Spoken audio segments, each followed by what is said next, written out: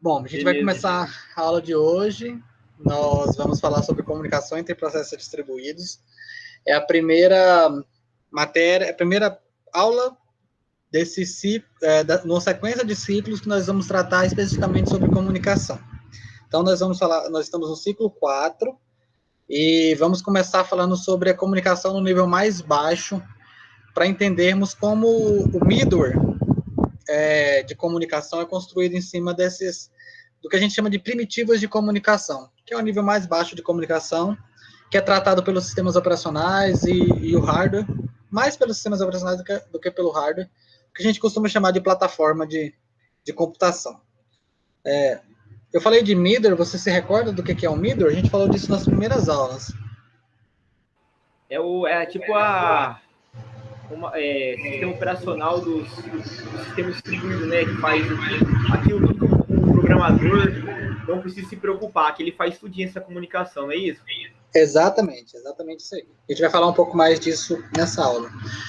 Aqui tem um modelo básico de rede. Você lembra desse modelo? Já viu esse modelo em algum lugar?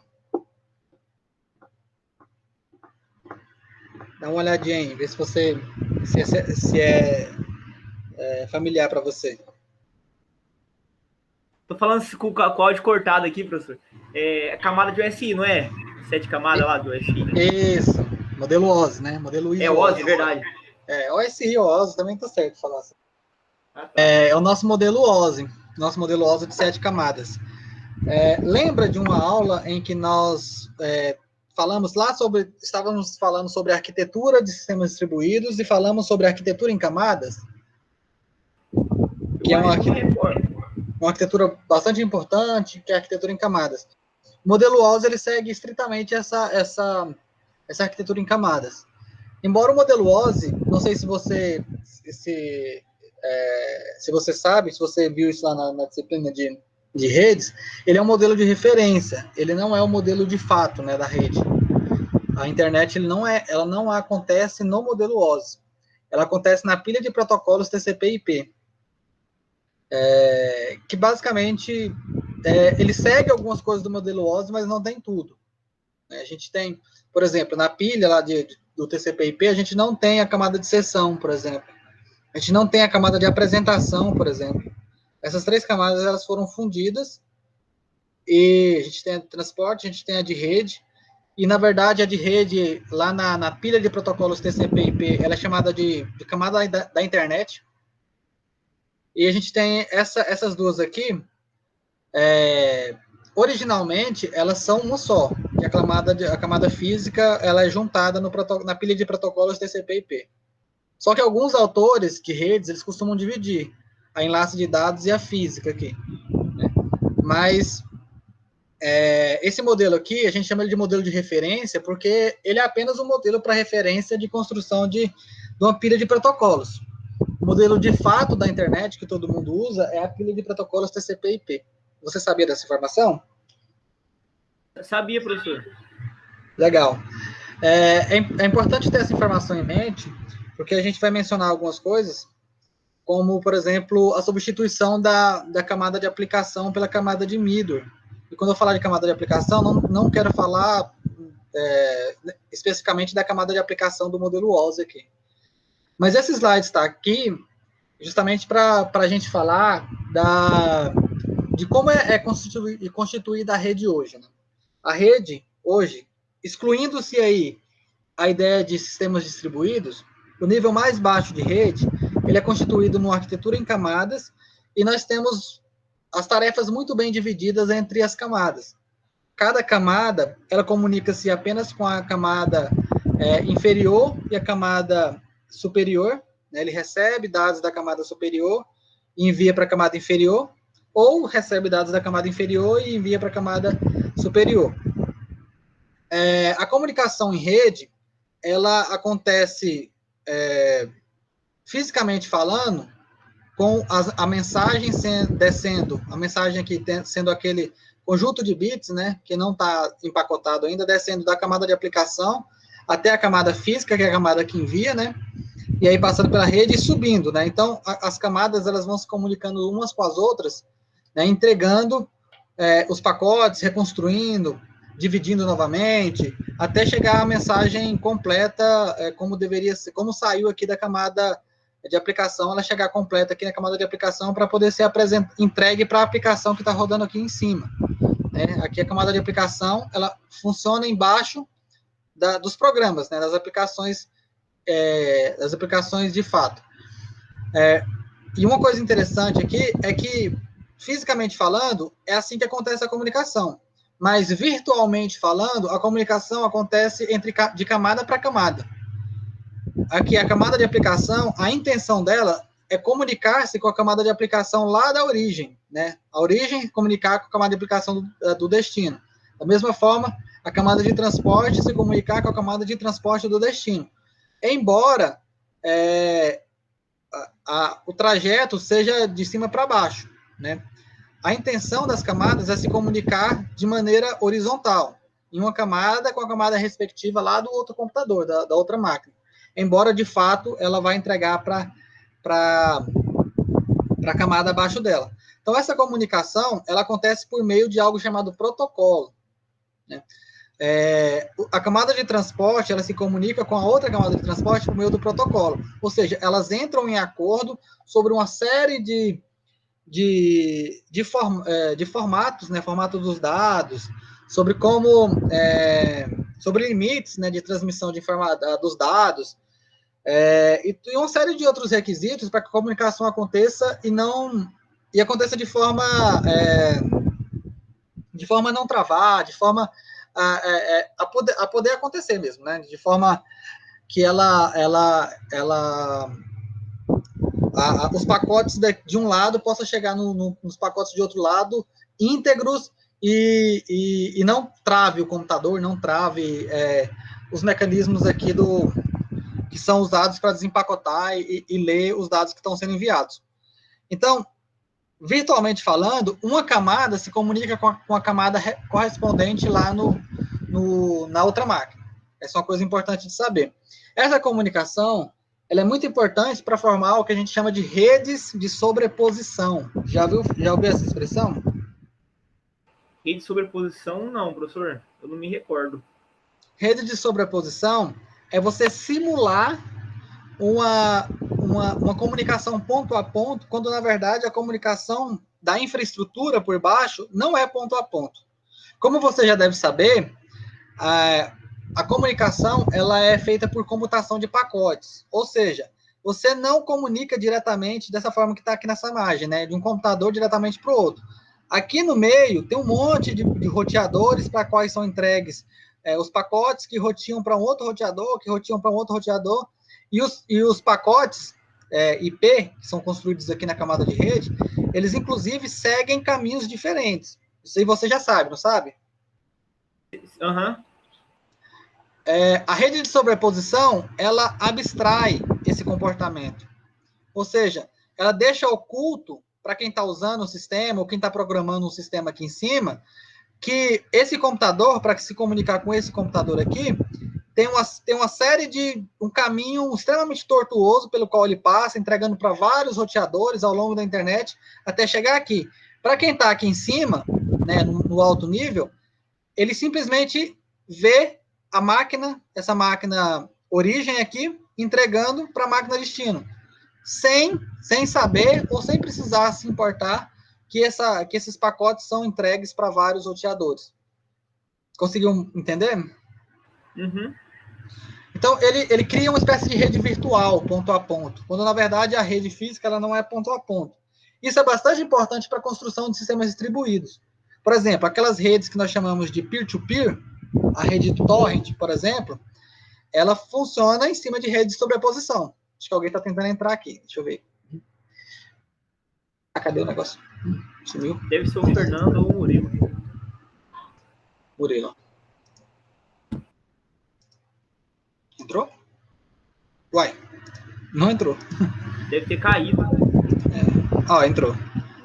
E aí, Murilo, tudo bom?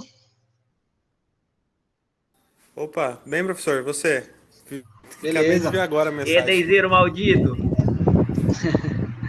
Bom, a gente está aqui na aula, né? A gente já começou a falar sobre o assunto, né, da aula, que A gente vai falar sobre comunicação no nível mais baixo, a comunicação entre processos distribuídos, e aqui a gente está no primeiro slide, que eu estou me referindo ao modelo básico de redes, que na verdade é uma revisão do que vocês estudaram lá em redes. Você se lembra desse modelo aqui, Murilo? Lembro sim. Modelo OSI, né? Então, eu estou passando algumas informações que são importantes para a gente entender como é que funcionam os sistemas distribuídos, como é que eles são construídos em cima dessa pilha aqui, ó, que é a pilha do modelo OSI. Na verdade, de fato, a pilha TCP/IP, que o modelo OSI é um modelo de referência. Falamos aqui que a informação desce de cima para baixo, né? Cada camada entrega a informação para a camada adjacente, né? Seja ela superior, seja ela inferior, e que há um protocolo que faz com que uma camada se comunique com a camada igual lá do outro lado. Eu acho que eu estou ouvindo um eco meu. Alguém está com alguma coisa aberta aí? Acho que é o Murilo. Você está com o celular aberto, Murilo, ou alguma coisa? Acho que agora melhorou. O microfone ligado. Coloquei o fone agora. Microfone. Então, vamos fazer assim, deixa o microfone desligado, e aí quando eu fizer perguntas e tal, aí vocês ligam e respondem. Porque o eco ele vai me distrair. Beleza, então, a gente falou, né, que a comunicação virtual entre as camadas acontece por meio de protocolos, né? Porque a comunicação de fato é a camada de transporte, por exemplo, entregando pacotes para a camada de rede, que entrega os pacotes para a camada de enlace de dados, que entrega os quadros para a camada física, e aí passa pela rede e chega aqui. Mas a intenção de cada camada, por exemplo, a de transporte, é se comunicar com a camada de transporte na outra parte. Ela não quer saber do que está aqui, do que acontece na rede, no enlace de dados, na física. Ela quer saber do que acontece com a camada de transporte no outro lado. Então, existe uma série de protocolos que definem como essa comunicação vai acontecer, que é a comunicação virtual. Essa ideia dos protocolos, ela ajuda a compreender o conceito de rede de sobreposição, que é o que a gente estava falando quando você entrou. Rede de sobreposição, ela simula um comportamento ponto a ponto entre duas máquinas na rede. É como se fosse nesse desenho aqui. Tem uma máquina aqui, tem uma máquina aqui, e tem uma ligação direta entre essas duas máquinas. Quando, na verdade, a rede, na internet, por exemplo, ela é constituída por meio de uma série de outras redes pelos quais passam os pacotes, né, fazendo a chamada comutação de pacotes, e ele não entrega diretamente para a máquina destino, né, a origem para a máquina destino. Ela passa por uma série de roteadores até chegar na máquina destino. Só que para o programador ou para o usuário de uma aplicação que está rodando no topo da pilha aqui, não importa. Para ele, a única coisa que ele sabe, e o que ele quer saber, o que ele precisa saber, é que a mensagem dele está saindo do destino e chegando na origem. Aliás, na origem chegando no destino. Está saindo da origem e chegando no destino. Essa simulação, que é a transparência de acesso, lembra lá da aula de transparência? É isso aí. Essa simulação, que é a transparência de acesso, ela acontece por meio de rede de sobreposição. E a rede de sobreposição é o conceito básico em cima do qual são construídos todos os sistemas distribuídos. Até aqui tranquilo, Murilo? Sim, professor. Beleza. Então, beleza. Uma camada bastante importante para os sistemas distribuídos é a camada de transporte. A camada de transporte é a que fornece os meios de comunicação atuais para a maioria dos sistemas distribuídos. Nós temos aqui a camada de transporte. Vocês se lembram o que a camada de transporte faz?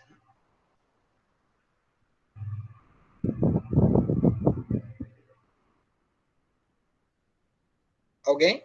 Não muito, professor. Não. Bom, a gente tem aqui a camada de rede. Assim como eu disse também lá antes de você entrar, esse aqui é o modelo OSI, que não necessariamente é implementado na rede da internet. É implementada a pilha de protocolos TCP/IP, que é um pouco diferente dessa aqui. Né? Na pilha de protocolos TCP/IP, essas três aqui são uma só, que é chamada de camada de aplicação. Temos a de transporte, a de rede, e aqui é uma só, que é a camada física. Não tem essa divisão de enlace de dados e física. Né? E aí, o que o sistema distribuído vai ver aqui? Ele vai rodar, às vezes ele vai substituir essas três camadas aqui, e ele vai rodar em cima da camada de transporte.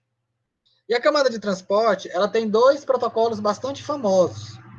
A gente pode implementar outros protocolos, mas esses aí são os que se usam na internet, na rede mundial de computadores, que é o protocolo TCP e o protocolo UDP. Conhece esses 2 caboclos aí? Sim. O protocolo TCP estabelece comunicação confiável, estabelece controle de fluxo e tudo aquilo que vocês já devem ter ouvido falar, né?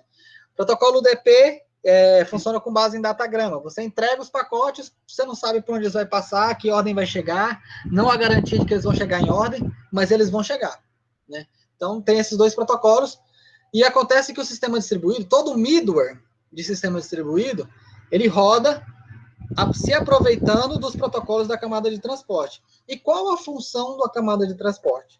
Dividir uma mensagem que sai daqui, porque aqui a abstração de dados ainda é mensagem. Aqui lida com fluxo. O que é fluxo? Um bit de cada vez. Ele lida com esse fluxo de dados, transforma ele em pacotes. É a primeira vez que você vai, que aquele fluxo de bytes ele vai ser dividido em caixinhas, né, em pacotes com tamanho fixo, né? Aí aqui no transporte que ele divide. Por quê? Porque a rede ela funciona no que a gente chama de comutação por pacotes. Então ele vai dividir esses pacotes porque vai ser mais fácil lidar com esses pacotes do que com o fluxo de bits, né? Então ele vai organizar esses pacotes em caixinhas fechadas e vai entregar esses pacotes para a rede depois aqui, né? Para depois transformar esses pacotes aqui em outros pacotes. Na verdade, aqui não é, na verdade, pacote, o nome correto. Para TCP é segmento e para UDP é datagrama. Mas, basicamente, eu estou chamando de pacote porque é a mesma ideia de você colocar um fluxo de bits em quadradinhos, né? Em retângulozinhos de tamanho fixo. Imagina esse retângulozinho apenas como uma forma de visualizar, né? Mas, na verdade, você vai definir ali uma estrutura de dados. E essa estrutura de dados ela tem um tamanho fixo. Então, aqui é onde acontece essa divisão que permite que a comunicação se estabeleça. A camada de transporte, ela também tem uma outra função bastante importante, que é empregada principalmente pelo protocolo TCP, que é todas aquelas garantias de que os pacotes eles vão chegar em ordem, de que os pacotes eles vão ser transmitidos em uma sessão, né? Porque você estabelece lá um acordo, né? O three handshake, o three-way handshake, né? O handshake de 3 vias, para começar uma transmissão, você negocia ali, né? O início de uma conexão, porque o TCP é orientado à conexão, e finaliza a conexão com o handshake de 4 vias. Você deve ter ouvido falar disso aí, né? Você estabelece uma sessão e consegue enxergar pela primeira vez isso que eu falei de rede de sobreposição. É aqui que a rede de sobreposição ela é construída. É a camada de transporte se comunicando com a camada de transporte na outra ponta, né? A rede é na rede que vai começar a ter a ideia de roteamento, roteadores, né? Protocolo BGP, backbone da internet, tudo isso que vocês já devem ter visto lá nas aulas de rede. Então, para a camada de transporte, o que existe? Apenas o computador no outro lado lá. A camada de transporte ela não conhece a infraestrutura da internet, nem todos os roteadores, aqueles caminhos alternativos, aquela loucura que acontece para fazer funcionar a comutação de pacotes. Então, é para isso que serve a camada de transporte. Resumindo, ela ajuda a criar essa visão ponto a ponto, mesmo em uma rede que roda em cima de uma comutação de pacotes, né, que tem vários roteadores no meio do caminho, e ela ajuda a estabelecer algumas diretrizes para que a comunicação aconteça de uma forma desejada, que é estabelecer uma conexão, oferecer confiabilidade, né? Você oferecer entrega de pacotes. Se o pacote não chegar, você manda o pacote de novo e esses mecanismos aí. E fazer um controle de fluxo, né? Entregar os pacotes de maneira numerada, na sequência correta. Então, dá essas mínimas garantias de que os pacotes vão chegar no outro lado com uma certa qualidade, vamos dizer assim. É para isso que serve a camada de transporte. Até aqui tranquilo? Sim. Beleza. Sim. A camada de transporte, esses serviços oferecidos pela camada de transporte, eles são muito importantes para que os sistemas distribuídos funcionem. Para que o middleware de comunicação, que é, entre aspas, o sistema operacional dos sistemas distribuídos, o middleware que oferece o serviço de comunicação, ele possa funcionar. Ele roda em cima desses dois protocolos, TCP ou protocolo UDP, dependendo da aplicação que você está desenvolvendo. Então, a camada de transporte é a camada mais importante para o desenvolvimento de sistemas distribuídos. Alguém queria perguntar alguma coisa? Acho que não. Não, né? Beleza. É por causa da organização, né? De como esses dados são passados, né? Isso. Ele lida com a organização de como esses dados são passados. Ele estabelece a própria divisão em pacotes, né? Que é um termo genérico para definir o segmento, o datagrama. Ele é uma forma de organização. E aí você consegue controlar lá, fazer verificação, né, verificação de erros e vários outros serviços que são muito importantes para que a comunicação aconteça, mas que o programador de sistemas, lá na ponta, lá no topo da pilha, né, lá em cima da camada de aplicação, ele não quer se preocupar. Imagina só, se vocês tivessem que desenvolver um sistema web, e para desenvolver o sistema web, você tivesse que lidar com todos esses protocolos da pilha TCP/IP, imagina que loucura seria. É muito conveniente. É muito conveniente você usar as APIs que estão prontas e pronto. Imagina você tendo que quebrar lá no seu código, pacote por pacote, transformando esses pacotes, fazendo verificação de erro entre os pacotes, garantindo que os pacotes cheguem em ordem, iniciando a comunicação, iniciando conexão, fechando conexão, fazendo checksum de quadro para ver se eles estão chegando íntegros do outro lado. Imagina a loucura que seria. O programador, ele quer se preocupar só em desenvolver o seu programa, né? Codificar, transformar em algoritmo as regras de negócio do programa que ele está desenvolvendo. Ele não quer lidar com baixo nível, ele não quer lidar com a maneira com a qual essas coisas acontecem lá na infraestrutura da rede.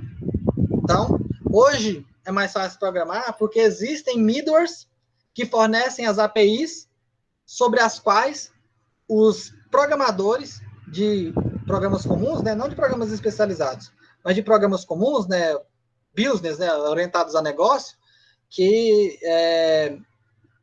fazendo com que eles não tenham que se preocupar com toda a engenharia que acontece por baixo. Essa é a beleza aí do nosso sistema distribuído e principalmente do middleware. Tem gente... esses programadores, você falou dos middleware, né, das APIs, são gente, é do mundo privado, é do freeware? Como que esse pessoal que desenvolve esse tipo de coisa aí? É uma empresa? É gente que...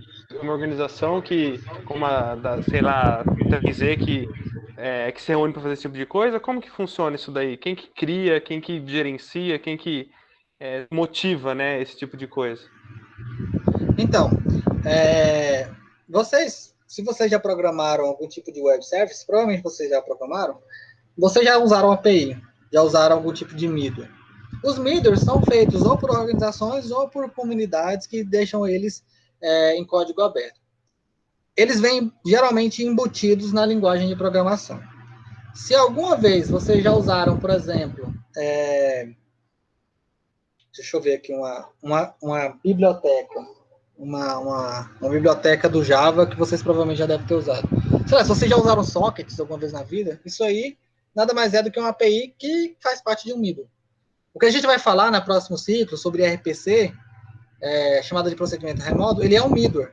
Se vocês usam Spring Boot. Spring Boot, ele é cheio de middleware, ele é um monte de middleware. Tem middleware para segurança, o Security, o Spring Security. Tem middleware para a própria comunicação, né? Trata da serialização e tal. O próprio Serializable lá, ele é parte de um middleware. Então, o middleware, ele, na verdade, ele não é uma caixinha que você vai e coloca lá. Ele está presente em tudo que vocês usam para fazer a comunicação entre um sistema e outro que roda na internet. Vocês só não reconheceram até hoje isso como middleware, mas ele está lá. Ele é o que oferece esses serviços que são comuns para todas as aplicações e que você não tem que se preocupar, entende? Então, você, como um desenvolvedor comum, você pode... não, eu quero fazer um middleware. Então, você vai lá e começa a desenvolver. Você desenvolve algumas bibliotecas que vão ser embutidas na linguagem. Ou algumas bibliotecas que alguém na internet pega e coloca lá no projeto. Isso aí é um middleware. O middleware, a gente vai falar sobre isso aqui nessa aula ainda, mas o middleware oferece serviços que são úteis para a maioria dos programas e que oferecem essa facilidade, né? Para que eles não tenham que se preocupar com esses serviços. Serviços de segurança, serviços de comunicação, como esse que a gente está mencionando aqui, serviços de autenticação, autorização, né? A gente estudou isso aí lá em segurança, né? É middleware que fornece isso aí. Por exemplo, vocês já perceberam que ao entrar nos sites, você tem a opção lá de entrar com o Google, o Facebook e tal, o ALF lá, aquela biblioteca ALF. Uhum. Aquilo lá é um middleware. É um middleware. Você vê que vários sistemas usam aquilo lá. Aquilo lá é um middleware, basicamente. Beleza. Vamos lá? Entendi. Comunicação entre tarefas. No ciclo anterior, nós falamos sobre tarefas, processos e threads. Vocês lembram disso aí? Sim. Sim. Então, tarefa nada mais é do que um ciclo de execução, né? Independente se ele é processo, se ele é thread, no final das contas ele é uma tarefa. Ele é um algoritmo rodando, né? Um trecho de código rodando passo a passo. É uma tarefa. Aqui a gente vai começar a falar num nível mais baixo, né? Vamos desconsiderar, por enquanto, os sistemas distribuídos. Vamos imaginar essas tarefas rodando no sistema operacional em uma máquina que não está conectada na internet, que não precisa fazer uma comunicação com um sistema que está em outro computador. Essas tarefas, elas rodam lá nos processadores, como a gente viu nas aulas anteriores, né? Tem aquele esquema lá do modo usuário, modo kernel e tal, e elas, volta e meia, precisam trocar informações, mesmo dentro de um computador. A troca de informações entre tarefas, ela não acontece somente nos sistemas distribuídos. A troca de informação entre tarefas, ela acontece dentro de um computador só. Há momentos em que uma tarefa precisa se comunicar com a outra. Um exemplo, drag and drop. Às vezes você está desenvolvendo, às vezes você está preenchendo um formulário e aí você precisa anexar um arquivo no formulário. E aí, o que você faz? Ele tem a opção drag and drop, você clica no seu arquivo lá, no seu computador, né, no seu sistema de arquivos, né, no seu Explorer, se você estiver usando Windows, e arrasta ele para o lugar onde você vai soltar, né, o anexo. Ele vai anexo. Vocês já fizeram isso? Já. Sim, no mundo funciona assim, né? Isso, no mundo funciona assim. Vocês já pararam para pensar como é que o arquivo sai de um programa, que é o Explorer do Windows, estou usando o exemplo do Windows aqui, que é o Explorer do Windows, para outro programa, que é um sistema que está rodando no browser da internet, sendo que eles são programas diferentes? Já pararam para pensar nisso? Sinceramente, não. Não. Aí vocês vão se lembrar, na aula anterior, sobre processos e threads, que os processos rodam no cercadinho. Vocês lembram disso aí? Sim. Sim, no escopo fechado, né? Escopo fechado, ou seja, um processo não pode interferir no outro, né? O processo não pode ir lá. Aliás, o processo nem sabe que tem outro processo rodando, para começar. O processo nem sabe que tem outro processo rodando. E aí o browser é um processo, o Explorer é outro processo. Como é que o Explorer se comunica com o browser? Então, há um mecanismo de comunicação. E esse mecanismo de comunicação, ele funciona com base na System Calls, chamada de sistema. Em sistemas operacionais, vocês estudaram isso aí, não estudaram? System calls? Não que eu me lembre. System call é quando um processo ele precisa se comunicar com outro processo e aí ele roda no modo núcleo, no modo usuário. E aí, o que acontece? Esse processo ele vai fazer uma chamada de sistema para um outro processo lá no modo núcleo, porque é esse processo que tem o poder de se comunicar com o outro processo.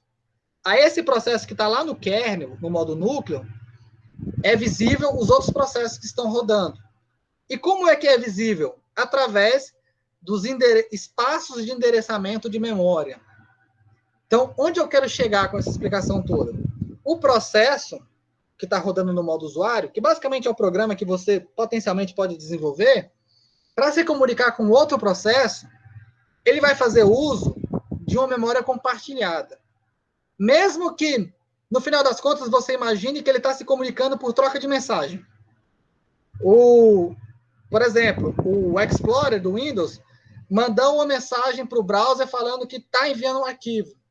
Isso aí é abstração, né? Isso aí é em alto nível. Em baixo nível, ele fez a chamada de sistema para um processo rodando no modo núcleo, que fez um acesso ao espaço de endereçamento de memória lá, compartilhado, e trocou as informações lá no espaço compartilhado da memória, para que um outro processo ele possa ter acesso, né? O processo do kernel possa ter acesso e entregar para o processo que você quer que seja o processo destino final, que está rodando no modo usuário. Ou seja, o processo final poderia ser aí o browser, né, que vai receber o arquivo que você quer transferir em anexo. Então, é dessa maneira que acontece. Tudo isso acontece apoiado no uso da memória. E aí, uma diferença entre os sistemas distribuídos e os sistemas que rodam nos computadores, uma diferença entre os processos que precisam se comunicar nos sistemas distribuídos e os processos que precisam se comunicar, que estão no mesmo computador, é que os processos, para se comunicar em outra máquina, não pode depender da memória. Por que vocês acham que não pode depender da memória? Você pode falhar, né? Você fica dependendo de uma memória em um computador, você fica totalmente dependente daquela máquina, né? Na verdade, não. É uma resposta mais óbvia do que essa. Mais óbvio. Isso. 2 processos rodando em máquinas diferentes. Por que eles não se comunicam pela memória? Porque a memória não está conectada um com o outro. Exato. Cada computador tem sua própria memória. Esse é o problema. Tá. Entendi. Então, como que a única maneira de um processo em um sistema distribuído se comunicar é por troca de mensagem. Pela rede. Via rede. Então, qual que é a importância qual é a importância do protocolo, dos protocolos que rodam lá na camada de transporte? Quem é que faz a comunicação ponto a ponto? Os protocolos da camada de transporte. Por que o sistema distribuído depende deles? Porque o sistema distribuído só faz comunicação por intermédio de troca de mensagens. Os protocolos da camada de transporte, não por acaso, adivinham onde eles rodam? Em qual modo? No modo núcleo ou no modo usuário? Núcleo. No modo núcleo. A única diferença é que o processo, e vamos dar o mesmo exemplo, o processo do Explorer, para se comunicar com uma outra máquina que está em outro lugar, vamos dizer assim, vamos imaginar que ele está querendo mandar em anexo para um outro computador em outro lugar. Ao jogar no modo núcleo, o modo núcleo, ao invés de fazer uma chamada de sistema para troca de informações entre processos do mesmo computador, ele vai fazer uma chamada de sistema para uma primitiva de acesso que está relacionado a levar para a porta de rede e fazer a transmissão pela rede, e a outra porta de rede lá vai receber e vai entregar para o processo no outro computador. Mas quem faz tudo isso aí, tanto a comunicação de processos na mesma máquina, quanto a comunicação de processos em máquinas diferentes, são os processos do modo kernel. A única diferença é que eles chamam primitivas, que são operações, né? Chamam operações diferentes na hora de fazer essa troca, né? A única diferença é essa. Mas, na verdade, quem faz todo o trabalho sujo é o sistema operacional. E aí, o protocolo TCP, ele roda no sistema operacional. Ou UDP, né, se for o caso. Né, os protocolos da camada de transporte. Até aqui, tranquilo?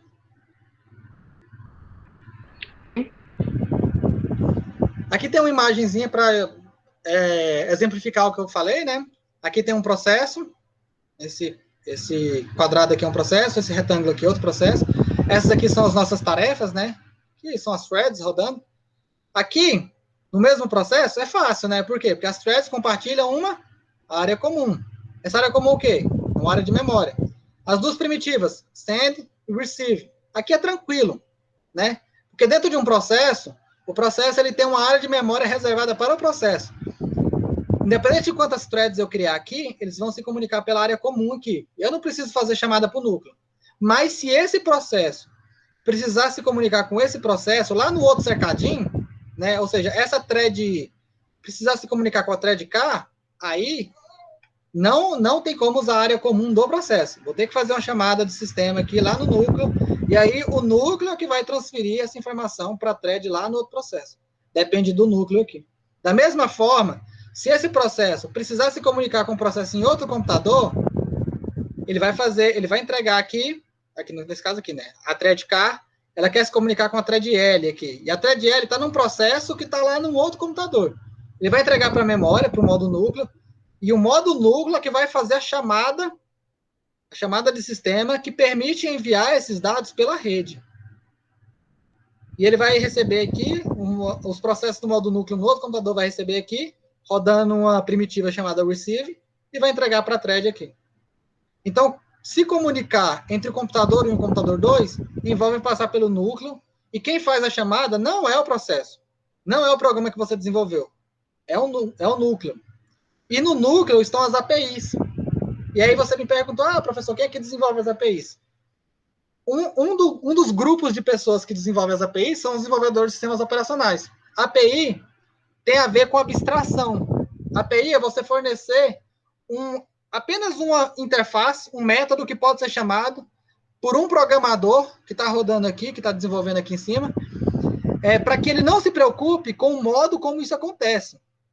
Porque aqui acontece muito mais do que simplesmente entregar aqui, né? Acontece uma série de outros passos, né, para garantir segurança, garantir integridade e tal, que para o programador que está desenvolvendo os programas, que vão rodar como processos, não importa, e ele nem quer saber disso aí. Ele só quer programar os seus processos aqui, os seus programas, e é isso. Então, isso aqui garante uma certa transparência. Beleza? Sim. Beleza. Mas uma informação importante. Embora isso aqui garanta uma certa transparência, mas ele não garante uma transparência como um todo. Por quê? Transparência é você fazer com que o programador esqueça que ele está lidando com a rede. Fazer com que o programador ache que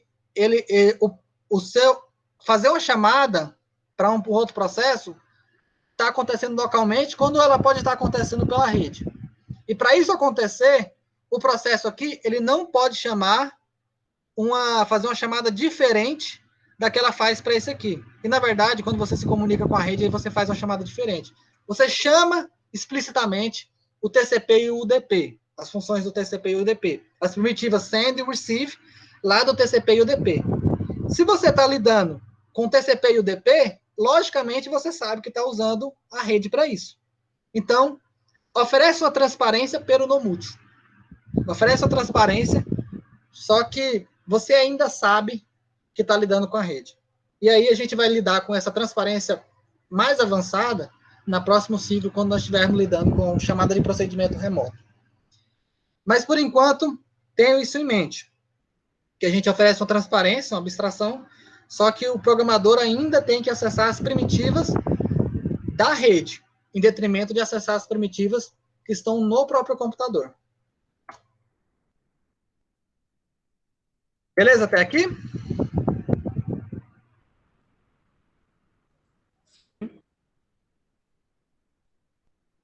Beleza, gente? Estão aí por aí ainda? Sim, professor. Sim, professor. Tem que olhar aqui, né? Então vou dar aula sozinho de novo. Beleza, agora a gente vai entrar numa outra parte da aula, onde nós vamos falar dos aspectos da comunicação.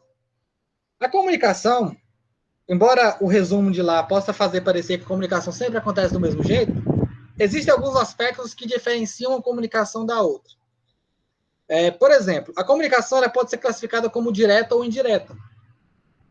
O que é uma comunicação direta? É quando o emissor está diretamente ligado ao receptor. Para enviar os dados, ele faz uma chamada direta para os dados. E aqui tem um exemplo de um método chamado enviar, por exemplo. E aqui, o que o programador ele vai precisar saber, porque ele vai colocar como argumento quais são os dados a serem enviados e qual é o destino. Só isso.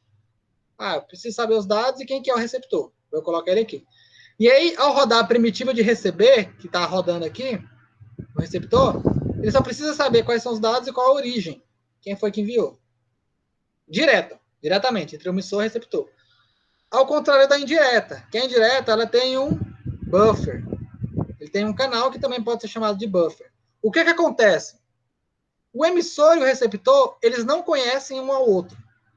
Eles simplesmente sabem que existe um canal, ele deixa a mensagem no canal e pronto. O receptor, ele vai no canal, olha se tem mensagens e pega a mensagem e pronto. Ele não sabe quem foi que enviou a mensagem, enquanto que o emissor não sabe para quem que ele está enviando a mensagem. Ele sabe que ele está enviando para um canal. Veja que o argumento aqui é canal. E o receptor, ele sabe que tem que pegar de um canal. Veja que o argumento aqui é canal e não mais destino e origem. Essa é a diferença entre direta e indireta. No fim das contas, a maioria das coisas da comunicação entre processos acontece dessa forma aqui indireta, né? Porque o emissor, às vezes, ele nem sabe que está se comunicando com o receptor. Né? Eles nem precisam se conhecer. E aí a gente tem as chamadas síncronas e as assíncronas. O que é uma chamada síncrona? É quando o emissor ele envia uma mensagem e espera até que o receptor receba a mensagem. Esse tracejado aqui é um momento de espera. O emissor está rodando, isso aqui é uma linha do algoritmo, tal. Ele tem aqui uma operação, um método para enviar uma mensagem. Chegou nesse método. E aí ele envia a mensagem. Só que ele para a sua execução até que a mensagem chegue no receptor. Até que o método de receber seja efetivamente concluído aqui. Quando ele for efetivamente concluído e o receptor informar o emissor que, tranquilo, foi concluído, aí sim ele continua a executar. Ou seja, por isso nós chamamos ela de bloqueante, porque ela bloqueia a execução do programa aqui, né, do algoritmo, da tarefa, até que a outra ponta receba. Do mesmo jeito, da mesma forma, eu posso colocar a espera lá no receptor. O emissor, ele envia os dados, né? E aí o receptor está rodando seu algoritmo. Isso aqui é paralelo, tá, gente? O emissor está rodando algoritmo independente do receptor aqui, que também está rodando seu próprio algoritmo aqui, sua própria sequência de código, vamos dizer assim. E aqui o emissor está rodando sua sequência de código e tal, e o receptor está rodando sua sequência de código. Só que em um determinado momento, o receptor ele liga o receber. Ele chega na parte do código em que está escrito receber. Está lá um método chamado receber mensagem. E aí ele chega nessa parte do código. Só que aí ele tem que esperar até que o emissor envie, os dados sejam trafegados e chegue aqui no receptor. Quando ele efetivamente chegar no receptor e os dados forem recebidos por completo, aí sim o receptor continua a executar. Entre o início da operação receber e o final da operação receber, o receptor não faz nada. Ele fica esperando. Há um certo desperdício de tempo aqui, né? Ele fica parado esperando aqui o emissor enviar. Isso aqui é o mais comum de acontecer, né? Porque o receptor, ele entenda ele como uma espécie de servidor. O servidor, você bota ele para ficar em modo de espera, escutando para ver se tem alguma mensagem. O servidor geralmente é orientado a eventos, né? Você bota lá para rodar um método e ele vai ficar esperando até que o emissor ele consiga enviar a mensagem. Por bem entender, a hora que ele quiser enviar a mensagem, ele envia. Enquanto ele não enviar e a mensagem não chegar, ele está aqui esperando. Então, isso aqui é uma mensagem, é uma comunicação síncrona. Tá? A comunicação assíncrona é o contrário disso aqui. Não há espera. Ninguém espera ninguém aqui. E como que isso acontece? O emissor, ele vai enviar. Ele chegou aqui tá rodando o algoritmo, rodou, pá, chegou aqui no método enviar. Ele envia, só que ele não espera ninguém. Enviou, dane-se. Enviou aqui, receptor, você se vira com a mensagem, se você recebeu ou não recebeu, não importa, eu vou continuar executando aqui. E aí o emissor, talvez ele nem saiba de nada. Se você não estiver trabalhando com o que a gente chama de programação assíncrona, né, que tem aqueles métodos assíncronos, filter, ou o promises lá do JavaScript, o receptor nem envia mensagem de nada. Tipo assim, ele enviou aqui e tal, e tô nem aí. Ele recebeu, ele enviou aqui, não importa se o receptor vai receber, não importa se ele não vai receber, o que importa é que eu conseguir enviar. O receptor da mesma forma, ele está rodando seu algoritmo aqui, e ele chega aqui na parte do algoritmo que tem um método chamado receber. Então ele executa o método receber. Aí ele vai procurar se tem alguma coisa para receber. Geralmente ele procura com buffer, né? É necessário haver um buffer porque ele tem que procurar em algum lugar. Ele vai procurar no buffer, se não tiver nada no buffer, dane-se, eu vou continuar executando aqui. Se tiver algo no buffer, eu recebo e eu continuo executando. Não vou ficar esperando o emissor mandar nada. Eu vou olhar se tem alguma coisa no buffer, se não tiver, dane-se, eu vou continuar executando. E aí, se por um acaso o emissor houver um buffer, aí pode ser de duas formas, né? Você pode fazer assíncrona direta ou assíncrona indireta. Assíncrona direta, ela acontece que os dois, emissor e receptor, têm que estar executando ao mesmo tempo. E aí o emissor envia e ao mesmo tempo o receptor recebe. Os dois estão executando ao mesmo tempo, né? Não tem um buffer aqui, um canal aqui no meio. Isso aqui é muito difícil de acontecer. Até porque é muito difícil você garantir que o emissor e o receptor vão estar ligados e executando ao mesmo tempo. É muito difícil. Então, o que geralmente acontece? Tem um buffer, né? Que aí vai ser indireto, né? Tem um buffer, e aí o emissor entrega a mensagem para o buffer e toca o barco. Né? Entregou a mensagem para o buffer e toca o barco aqui. O receptor, na hora que ele quiser, na hora que ele tiver tempo, ele vai conferir o buffer. E aí a mensagem que o emissor deixou no buffer, ele vai pegar essa mensagem, receber a mensagem e tocar o barco também. Se por acaso ele chegar no buffer e não tiver nada, ele volta, dá um erro, né? Não tem nada para receber. E toca o barco. Né? Entenderam aí a necessidade de haver um buffer?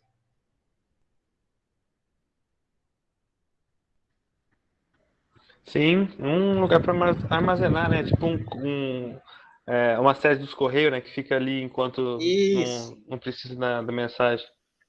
Exatamente. Essa é a analogia que a maioria do pessoal que estuda e trabalha com isso aí faz. É a da caixa de correio. Inclusive, se vocês se lembrarem lá das primeiras aulas sobre... A gente estava falando sobre objetivos de design, tinha uma tabelinha que mostrava algumas formas de comunicação, e uma delas é a mailbox. Essa é a comunicação mailbox. Porque é a caixa de correio. Você deixa na caixa de correio, o carteiro deixa na caixa de correio e vai embora. Quando você tiver tempo, você olha na caixa de correio e você pega a sua carta. E aí, antigamente carta se chamava como? Chamava telegrama. Verdade? Vocês concordam comigo? Eu lembro disso.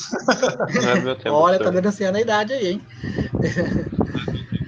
Telegrama, né? Não por acaso, a estratégia que se implementa com isso aqui é a estratégia da ODP, cujos pacotes são chamados de datagrama. Por quê? Porque ele simula o correio. Ao passo que o TCP, ele simula uma conexão entre um e outro e simula uma ligação telefônica. Para você falar com alguém na ligação telefônica, você estabelece uma conexão, né? Você pega o telefone, pá, e a pessoa tem que estar do outro lado. Né? É isso aqui, né? É a direta aqui, né? O emissor pega o telefone e o receptor tem que estar aqui do outro lado. Porque senão não tem comunicação. Você vai falar com quem, né? Vai falar com o telefone que responde tu. Ó. Então, essa é a diferença. É uma analogia que o pessoal mais usa para diferenciar TCP de UDP. Então, aí vocês já conseguem, eu imagino que vocês já consigam, inclusive, perceber qual que é a utilidade do TCP e o UDP para permitir que a comunicação entre sistemas distribuídos aconteça. E é diferenciar os aspectos de comunicação. Inclusive, nós vamos estudar aí, daqui para o final do curso, duas formas de se comunicar, que é a RPC, né, chamada de procedimento remoto, que é o próximo assunto, e vamos estudar também a MON, que é o Middleware orientado a mensagens. O RPC, ele funciona com base no cliente-servidor. E o cliente-servidor, ele tem que estar, ao mesmo tempo, rodando cliente-servidor, e a comunicação, ela pode ser síncrona ou assíncrona. Já o MOM, que é o orientado a mensagens, que pode ser a Publish Subscribe, orientado a eventos, né, são subtipos da orientada a mensagem, ele é assíncrona e ele não segue a estrutura cliente-servidor, ou seja, eles não precisam estar ao mesmo tempo. Então, se constrói duas formas de comunicar lá nos sistemas distribuídos, usando esses aspectos básicos da comunicação que já existem lá para o sistema operacional, lá para o computador único que não precisa se comunicar com outro computador na rede. Os processos se comunicando num computador só, eles já usam essa teoria de comunicação aqui. Então, ela se aplica tanto para um computador solo, quanto para um computador em um sistema distribuído. Tranquilo? Sim. Beleza. Bom, a gente viu aqui, né, que em alguns casos nós precisamos de um buffer, né, um canal aqui, então, precisamos de um buffer aqui. Uma coisa importante a se falar é a capacidade dos canais, né, dos buffers. Então, temos algumas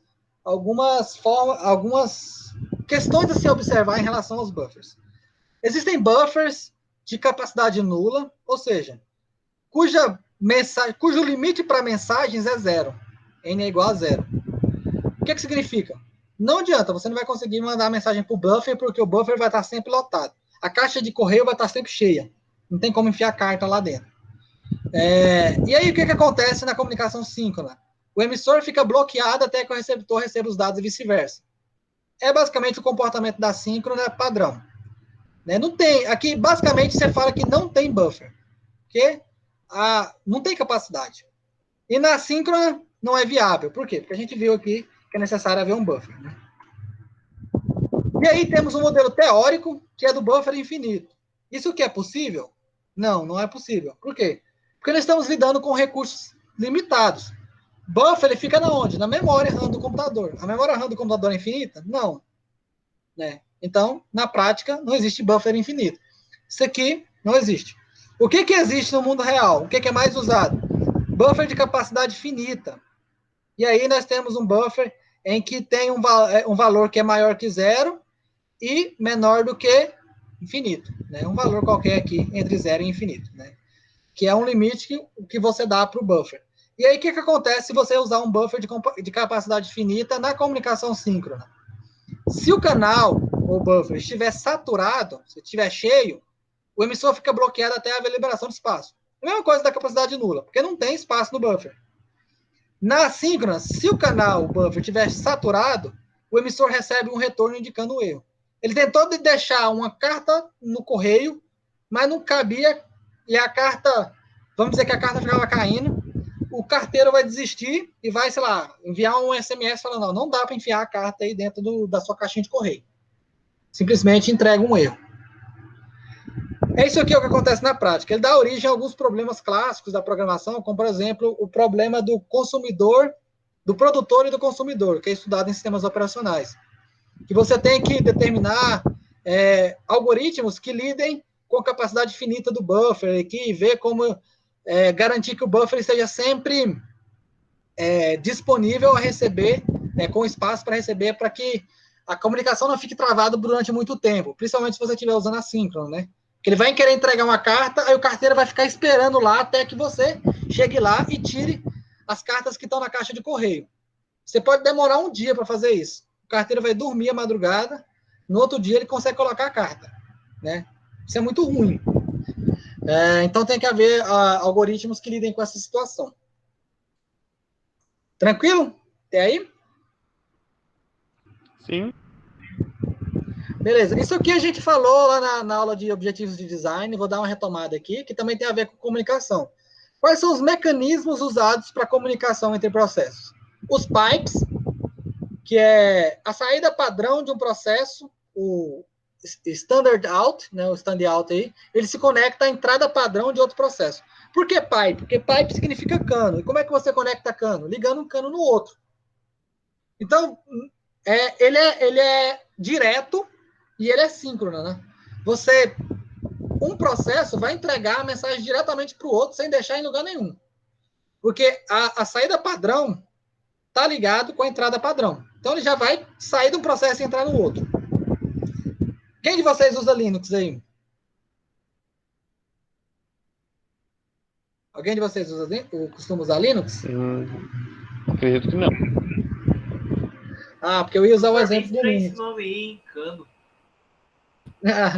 Então, eu ia usar um exemplo do Linux, que tem lá, por exemplo, quando você roda um comando, por exemplo, o grep, aí tem aquele pauzinho, eu tenho que desenhar aqui para vocês entenderem. Mas é um pauzinho que tem no teclado, aí você coloca o grep, aí depois você coloca o pauzinho que tem no teclado aqui, aí coloca o outro comando. Significa que a saída do grep, ele vai se ligar com um outro comando aqui, como, por exemplo, escrever em um arquivo, né? Isso tem muito no Linux. Mas se vocês não usam Linux, vocês não vão entender a analogia. Então, Tchau, né? é assim que funciona. Hã? Não entendi? Eu lembro a barra vertical, colocando, emendando um comando no outro. Eu lembro o Hiroshi fazendo isso daí nas aulas. Isso aí. Inclusive, essa barra vertical, você sabe qual é o nome dela? Não. Pipeline. Você acha que é por coincidência? O nome dela é Pipeline. Entendi. Ela serve para fazer comunicação via pipe. Isso aí só é possível em sistemas operacionais? Não, é possível em sistemas distribuídos também. Qual sistema distribuído eu consigo fazer isso aí? Aqueles sistemas distribuídos que rodam em batch. O que é batch? É em lote. O que é uma execução em lote? Vocês sabem me dizer?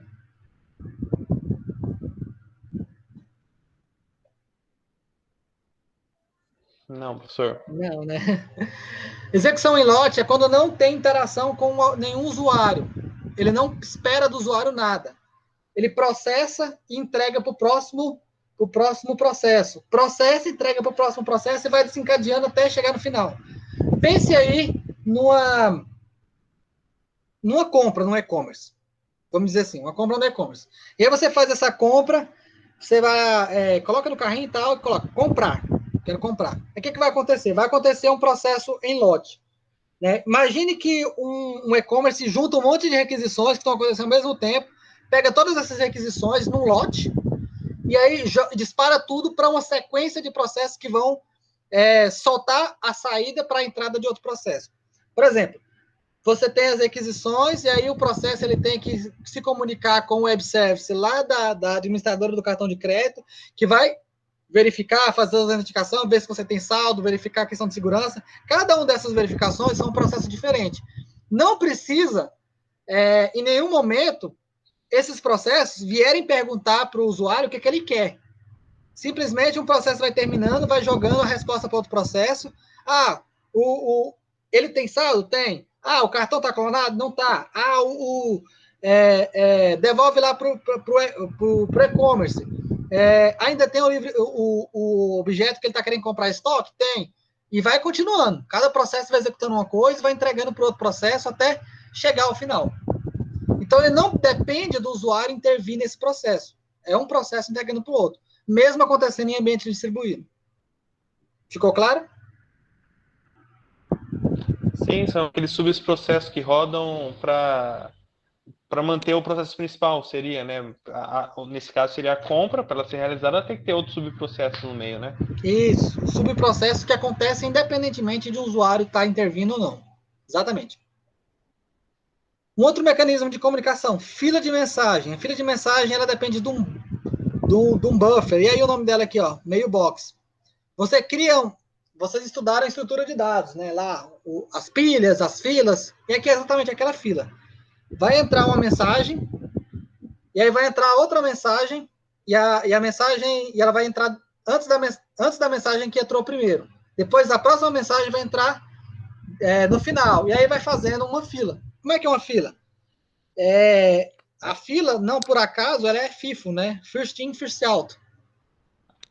Vocês lembram disso aí, FIFO? Sim. Primeiro que entra... primeiro vai ser, tipo assim, quem chegou primeiro vai ser atendido. E quem chegou por último vai ficar por último, é isso? Exatamente. Primeiro que entra é o primeiro que sai. Aí pensa uma fila de processo. O primeiro que entrou é o primeiro a sair do buffer. E passar para o processo lá, o processo destinatário. O último que entrou tem que esperar todo mundo ser executado para depois ser a hora dele. Então é assim que funciona a mailbox. É uma fila de forma ordenada. E o mecanismo de memória compartilhada, né, que é quando o processo P1 pede ao núcleo a criação de uma área compartilhada na memória que pode ser usada pelo processo P2 para a comunicação. É o que acontece lá no sistema operacional, né?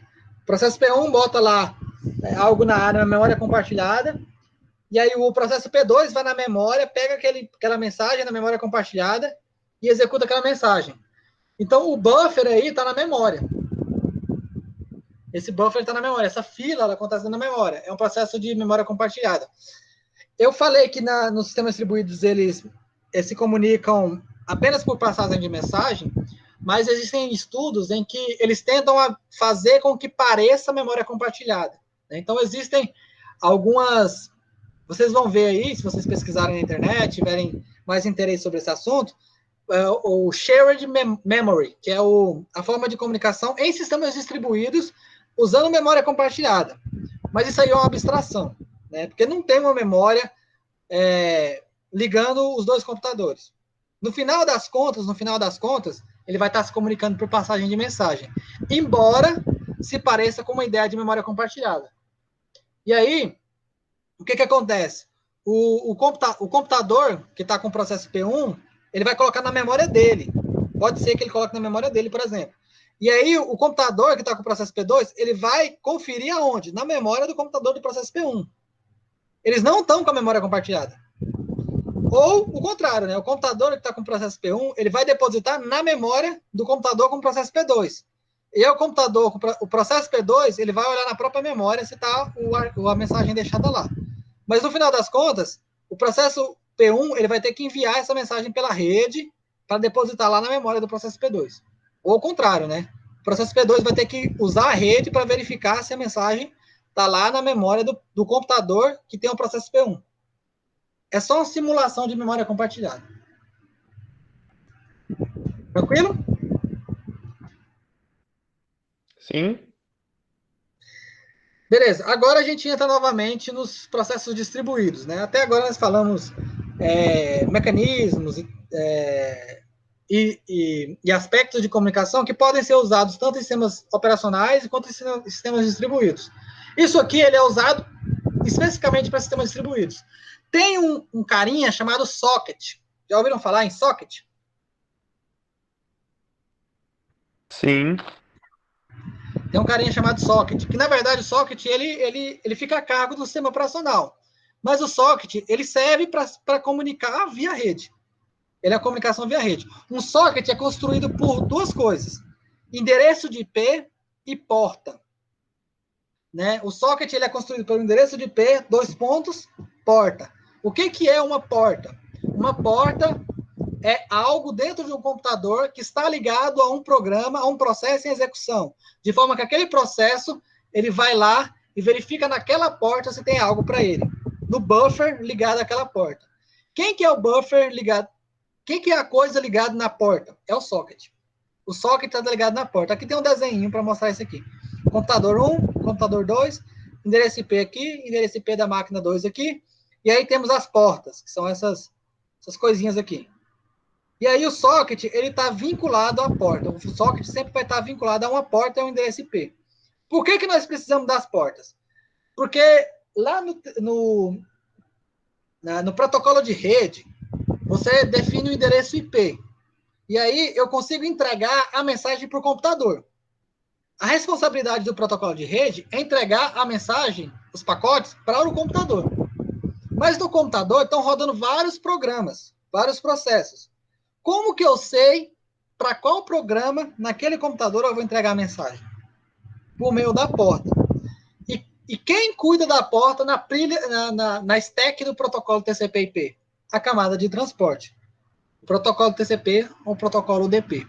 É ele que cuida da porta.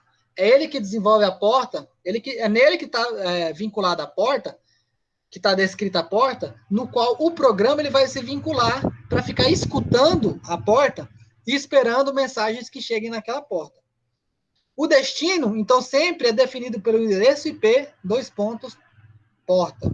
Quando eu estiver mostrando a programação para vocês, vocês vão ver que tem o endereço IP e tem a porta. A gente tem sempre que definir isso aqui. Beleza? Sobre o TCP e o TCP ele usa a abstração de fluxo. No final das contas, é entrega de pacote, mas vai parecer que é um fluxo, né? Por quê? Porque você estabelece uma conexão e aí você vai entregar rajadas de bits, né? Rajadas de pacote, que na verdade vai parecer rajadas de bits. Né? Quando a gente fala comunicação por fluxo, é o TCP. E ele controla o fluxo, né? Se o buffer lá no computador aqui estiver enchendo, ele manda um sinal falando, espera aí, camarada. Espera aí que está enchendo, diminui a velocidade aí de pacote que você está mandando, porque o negócio está entupindo aqui. Aí quando ele esvazia, ele fala, pode mandar mais, tá vazio. Ele vai mandando mais. Isso aqui só é possível no TCP, porque tem uma conexão estabelecida. O UDP, ele entrega o pacote e se vira, meu amigo. Entrega o pacote, eu não estou nem aí para você. Né? E aí, quem é que estabelece lá as garantias? É o programador. O programador é que tem que estabelecer a garantia de que o datagrama vai chegar, estabelecer que a sequência de datagramas vai chegar na sequência correta e coisas nesse sentido. Né? Não, essa preocupação ela é delegada ao programador e ela não é executada nos serviços de rede. Esse é o UDP.